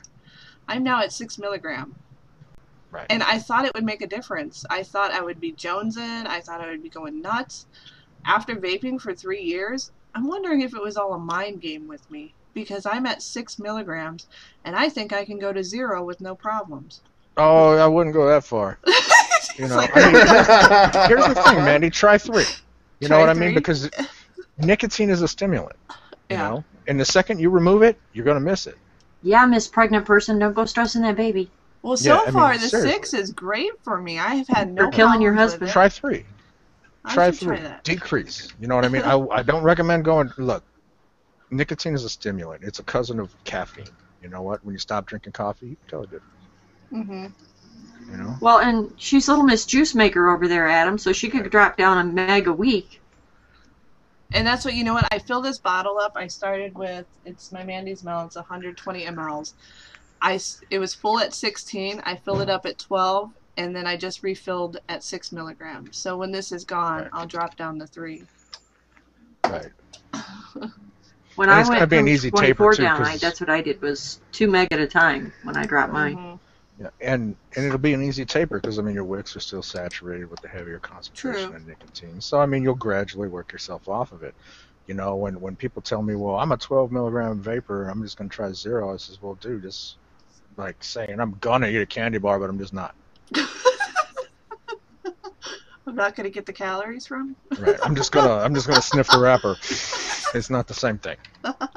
And I tell people all the time, if they've got a vendor juice that they really like, and they want to cut their nicotine down, I'm like, well, you just buy a bottle of what you're vaping now and a bottle of 0 and start mixing the two together, and the more 0 you add, the lower your nic goes until you're down to 0. Right. Well, I mean, dripping has become extremely popular. It's funny how history repeats itself. You know what? The mechanical mod was probably the first mod we ever had, and it went away to the electronics, and guess what? We're back in the mechanicals again. You know, we were dripping for a long time. We went to tanks for a long time, and now guess what? Everyone's starting to drip again. So history is repeating itself, and the reason why we decided to make a 3 milligram is, you know, I've been to meetings where you let somebody try something at 6 milligrams, and they get nicked out. Yeah. You know, because of the heat we're vaping at now is not the heat we were vaping at then. True. Hey, Ego, welcome to the room. Yeah, my first mech mod, and everyone's probably gonna laugh at me. Contest. What's that? I have IM showing up, Mandy. You say contest. Oh yeah. See, Oh, I need shit. people to remind me. Here we go. Okay, contest. We are running out. I don't know how you guys do this, so however you guys do it. I'm gonna use a hat as soon as I can copy the. Oh, there we go. I got the names. I'm copying everyone that is logged into the room. You will be part of the contest. We'll do 2 giveaways for the Forge line, and then the last one I'll give away my VTR. Since I don't use it, might as well go to somebody who can. Okay. All right, so. However you want to do it sounds good to me. Paste names. So I'm just going to cover your head up for a minute, map, and That's fine with me. pull this full screen. But I like his face. And pull out the hat. Can you guys see the hat? Pretty good there? Yay. I can't see anything. I stopped the feed on the page. I hope Just I kept win. chat up. Because, you know, you live in Podunk, you have no bandwidth. Alright, so the first winner, you will be getting the full Right on, line Eagle Town. of Yeah, Forge. Right, and whatever nick strength they want. You know. Alright, here we go. That you sell it in. Right. Discuss that because people bitch about free shit all the time, Yeah, Adam. and they're gonna be like, can you make me a trout almondine fruit punch, please? Most angry pirate, you are the winner. Congratulations! Let me re-roll that. That's Okay, funny. yeah. Re-roll. It's a re-roll. Here we go. Mello, congratulations. Who does he need to send the info to? I guess he can PM it to me, and I'll forward it off and get it done. Okay, so you want him to IM you or yeah, I am me. okay. Or wait, yeah, Or yeah, Rob. I am me. You want Rob? You know to what? do the I work? don't know if Rob is near a system. He might be doing this on the iPad or something like that. So I can go ahead and I'll get it all to him. Okay, so email most angry pirate in the room. Or I'm sorry, not email. All right, so the second winner is Vampire 74. Congratulations, Vampire 74. I just need to see you say something in the room. Damn it! Jeannie's like, damn it. I have to go and order some more the little bones. IM thing, because sometimes you have IMs and it doesn't tell you do until you go. Oh yeah, because I've never done this before. So I mean. Yeah. Did you find the IM section? Oh yeah, there's an IM section. Okay, so Vampire 74, you need to IM most angry pirate in the chatters list with your info and your nick level. And that textatory that you have, Mandy, is freaking awesome, by the way. The what? The textatory instead of a secretary. Oh, yes, I love Pammy. Pammy is wonderful. Pammy does this for almost all the shows. She's amazing. Alright, now I'm going to give away the mod. Now, mind you, you're not getting a battery with this mod. So it does take an 18650 battery. I'm not giving away my AWs with it because I do like those and I do use them. So You're getting $100 device. Just say thank you and go buy your own damn battery and charger.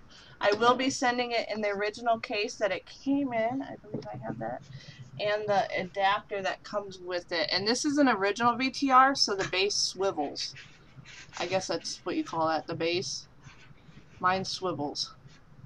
Oh, hey, Adam, look at my little engineering feat. All I see is Vampire 74 with a ticket in front of it. What do you put it up? Is that toilet paper? No, it's paper towels. Oh. These are vapor towels, though. I take the roll and I put 2 marks on it, and I take them out to the garage, and I use the radial arm saw to cut a roll of paper towels into thirds, and then look, see, they're perfect size for vapors. Nice. That's a great idea. Actually. Vapor towels. Somebody should package this shit and sell it. That's an amazing idea. I mean, if you've ever worked at a brick and mortar, you know that you go through paper towels like I mean, I've gone into places where it's one of the jobs that they give, you know, the employee, where they sit there with the scissors and cut paper towels and stack them up because they go through. Nice. That's a great idea. Yeah, just hijack I just hijacked my husband's radial arm saw and. That's pretty cool. Let's do this VTR here. That's the extent of my engineering skills. That's great, Jeannie, though. Hey, look, engineering starts somewhere. You know what I mean? When vaping didn't work for me, I made something to make it work for me. I'll always think of you when I go vooping now, Jeannie. You know, so when you go what? Vooping. When I use the bathroom and I'm vaping and I look at the toilet paper, I'm going to think of you, Jeannie. Thanks, Mandy.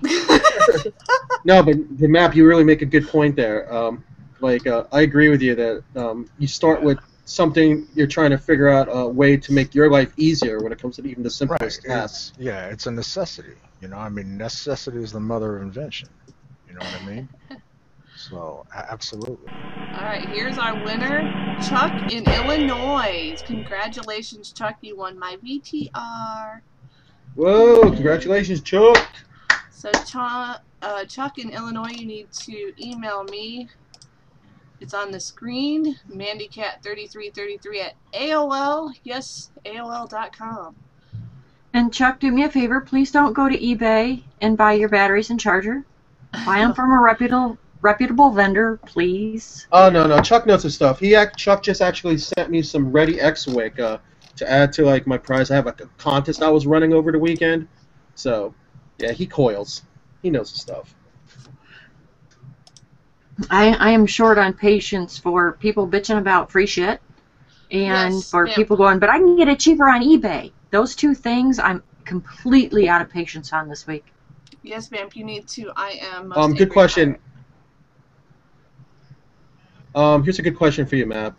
We got Big Daddy Mark asking if you know of any big vape meets happening in Northern California, or any vape meets for that matter happening in NorCal. I was at a vape meet in Northern California at a place called Hella Good Vapors, HGV, in San Jose.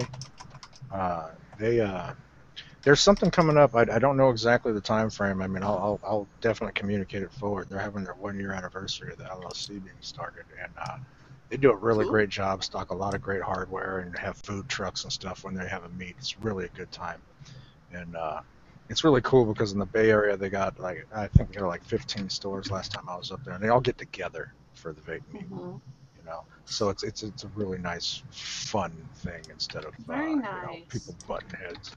You know, because sometimes you go to vape meets and it's vendors just eyeballing each other the entire time. Adam, did you get an IM from Vampire? I see something in chat is having a hard time getting an IM to go through. Did you get that one? I did not. I got Mellow done. Yeah, Vampire says they're having a hard time getting an IM to go through. Okay, well, here, want me to just give them my email? Yeah, if you want to do that, that's fine. Okay, mostangrypirate@gmail.com. That's pretty tough. I'll put it in the chat. Thank you, Jeannie.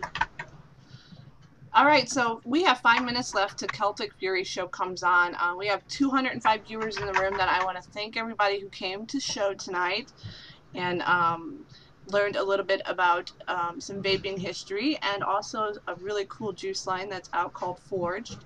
And I want to thank my guests on the show, Rich and Jeannie for coming on and talking about the juice as well, and definitely Adam for coming on the show. Yeah, it was great. And talking. I've never done this before, so I mean, normally it's just like, "Hey, everybody, how's it going?" And, really, honestly, Matt, it's really cool to see you in a show. Right. You know, like a lot of people respect you, and a lot of people in the room now know who you are. And he's a good guy. I'm glad to call you a friend of mine. What's kind of cool is, like, you know, when I went to the first Philly Vape Fest, it was crazy because it exploded. You know, everyone was like, "Wow, instant rock star!" And then, like, I lost 200 pounds and no one recognizes me anymore. So I can walk to the room with some anonymity, just like, no one knows who I am. Cool. Yeah, and I walk up to him and hug him, and I say, "You're too skinny, Adam." Yeah, you always jump my ass. I should have got a picture, an old school picture of Adam, but I didn't because I didn't want him to get angry. I don't really care. And the only thing you'd be doing is complimenting me, because look at that fat slob. Look at who he used to be. Adam's lost a lot of weight, and he's looking very, very nice. Well, it's funny because Phil Basardo, the only review he's ever done anything I've ever made was he reviewed me. He was like, "This is the picture from last year, and this is him now." That's cool. And I am going to throw the Hangout link at last minute when I close the show to anyone who wants to join the Hangout with us. I know Jeannie and you guys might have to go, but I'm going to leave the Hangout open for those who want to jump in. So get ready to grab the link.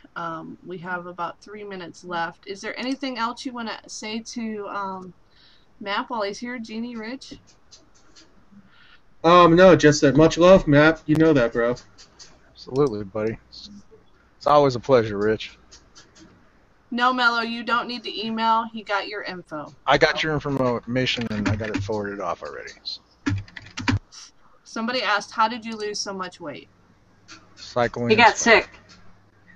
Oh, that, yeah, I got ill. I have psoriasis, and another course of just bad stuff. But I had to take a little bit of pride in myself and decide I didn't want to just lay there and die. So I started taking care of myself. I started cycling and swimming and getting my heart rate up every day. Was somebody chasing you with a knife? No, because I got a knife too. Do the 10 questions, Rich. You have 2 minutes. Go. Okay, easy. Here we go. What is your favorite non-curse word? Of. Okay. Let's see. What is your favorite curse word? I guess I have to go with the big one. Fuck. Okay. What is what? Okay. Well, this is weird. What line of work would you be into? What line of work would you want to be into if besides what you do right now for a living? Oh wow. Shoot. I don't know. Maybe a chef. Cool. Okay. And what line of work wouldn't you want to delve into? Picking up outhouses. All right. Rental toilets. No. That'd be a shitty job. What is your favorite sound? My favorite sound. Rain. Okay. And what sound do you absolutely can't stand? Screaming children. Okay. This is just a shortened version because we're going off the air soon. But if heaven exists, what would you like God to say to you when you first hit the pearly gates? Wow. Shit. Well, if I have to believe in Scripture, he's going to say, "What did you do to my son?"